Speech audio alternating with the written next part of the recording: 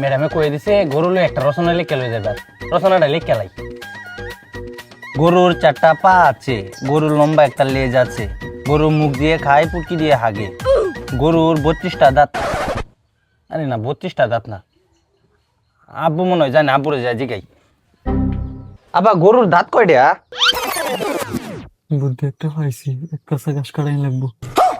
ওই আমি তো গরু দাঁত কটা জানি না, এক কাঁচা ঘাস খাইতে না গরু খাওয়াইলে সুন্দর করে তাইলে কইব গরু কটা দাঁত।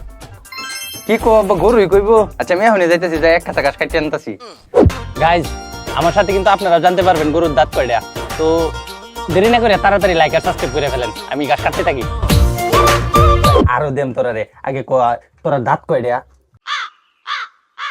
এবার গরু দুই এক কাছা ঘাস সব খাইল, তাও কইছে না দাঁত কয়টা। আরে বেটা গরু কি কথা কয়, গরু কি মানুষ?